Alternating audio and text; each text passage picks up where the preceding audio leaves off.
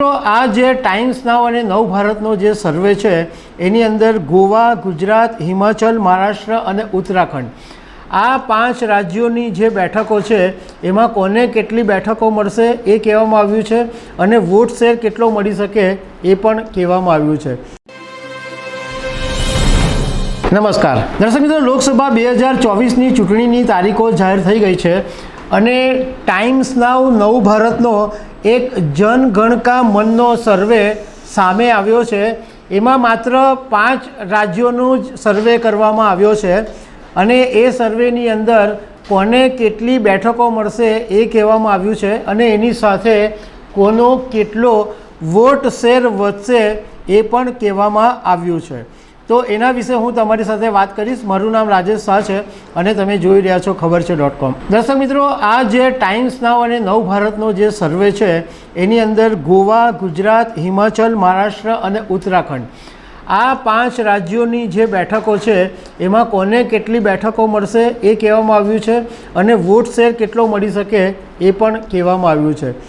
તો પહેલી વાત કરીએ કે ગોવાની અંદર ટોટલ 2 સીટ છે અને સર્વેની અંદર એમ કહેવામાં આવ્યું છે કે બંને બેઠકો ભારતીય જનતા પાર્ટીને મળશે અને ભારતીય જનતા પાર્ટીને વોટ શેર ગોવામાં લગભગ 50% જેટલો મળશે। ગુજરાતની વાત કરવામાં આવી છે તો ગુજરાતમાં 26 લોકસભાની બેઠકો છે અને બધી 26 બેઠકો 2024 લોકસભાની ચૂંટણીમાં પણ ભાજપને મળશે એવું કહેવામાં આવ્યું છે। આમ તો છેલ્લી 2 લોકસભાની ચૂંટણીથી બધી 26 બેઠકો ભાજપ પાસે જ છે, પણ આ વખતે વોટ શેર ભાજપનો લગભગ 60% જેટલો રહેશે, કોંગ્રેસનો 32% જેટલો રહેશે અને આમ આદમી પાર્ટીનો 3% જેટલો વોટ શેર રહેવાની ધારણા બતાવવામાં આવી છે। જો કે 2019માં ભાજપનો જે વોટ શેર હતો એ લગભગ 52% જેટલો હતો, એટલે આ વખતે 60%ની વાત કરવામાં આવી છે। પરંતુ CR પાટીલ ઘણી વખત એવું કહે છે કે ભાઈ આપણે દરેક બેઠકો 5 લાખની લીડથી જીતવાની છે। તો એનો મતલબ એમ થાય કે જો 5 લાખની લીડની કેલ્ક્યુલેશન કરીએ તો ભાજપનો વોટ શેર લગભગ 70% જેટલો થઈ જાય, પરંતુ આ સર્વેમાં બતાવવામાં આવ્યું છે કે લગભગ 60% જેટલો વોટ શેર ગુજરાતમાં ભાજપને મળી શકે છે। હિમાચલ પ્રદેશની અંદર 4 સીટ છે અને 4 સીટ ભાજપને મળશે એવું કહેવામાં આવી રહ્યું છે। એમાં ભાજપનો વોટ શેર 2024ની ચૂંટણીમાં 56% જેટલો રહેશે, કોંગ્રેસનો 39% અને અન્ય પાર્ટીઓનો વોટ શેર છે એ 5% રહેવાની શક્યતા છે। મહારાષ્ટ્રની ચૂંટણી સૌથી ઇન્ટરેસ્ટિંગ રહેવાની છે।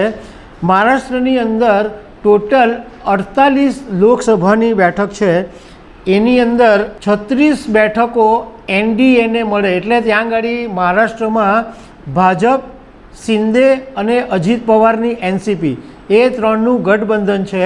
તો આ 3ના ગઠબંધનની અંદર ટોટલ 36 બેઠકો આવે એવું સર્વેની અંદર કહેવામાં આવ્યું છે। એમાં થોડું આપણે જો સ્પ્લિટ કરીએ તો ભાજપને 29 બેઠક, શિંદેને 5 અને અજીત પવારના NCPને 2 બેઠક મળે એવું કહેવામાં આવ્યું છે।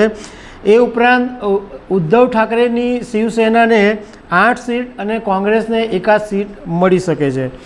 હવે મહારાષ્ટ્રની અંદર જે વોટ શેર છે તો એમાં BJPને 36% વોટ શેર મળે, શિંદેને 8% વોટ શેર મળી શકે, અજીત પવારની NCP છે એને 4% વોટ શેર મળવાની સંભાવના છે, કોંગ્રેસને 8% વોટ શેર મળે, શિવસેના જે ઉદ્ધવ ઠાકરેની છે એને 21% વોટ શેર મળે, શરદ પવારની NCP જે છે એને 11% વોટ શેર મળે અને અન્ય જે પ્રાદેશિક પક્ષો હોય એને 12% વોટ શેર મળવાની સંભાવના છે।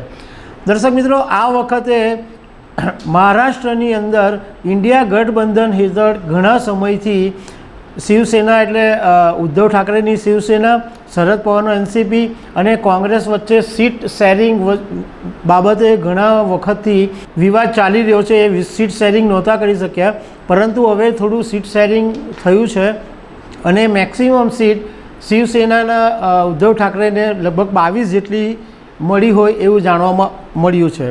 હવે આ જે ટાઈમ્સ નાવનો સર્વે છે એમાં ઉત્તરાખંડની અંદર વાત કરવામાં આવી છે કે ટોટલ 5 લોકસભા બેઠક છે, તો એ 5 લોકસભા બેઠક ભાજપ જીતશે અને એમાં બીજેપીને 55% વોટ શેર મળે, કોંગ્રેસને 36% અને અન્ય પાર્ટીઓને 9% વોટ શેર મળે એવી સંભાવના છે. મતલબમાં ટાઈમ્સ નાવનો જે સર્વે છે જે 5 રાજ્યોનો જાહેર કરવામાં આવ્યો છે એમાં બધી જ બેઠકો ભાજપને મળે એવું બતાવવામાં આવ્યું છે, પણ સાથે સાથે વોટ શેર વધે એવું પણ દર્શાવવામાં આવ્યું છે. તો દર્શક મિત્રો, આવી અનેક વાતો સાથે અમે તમને મળતા રહીશું. Thank you very much.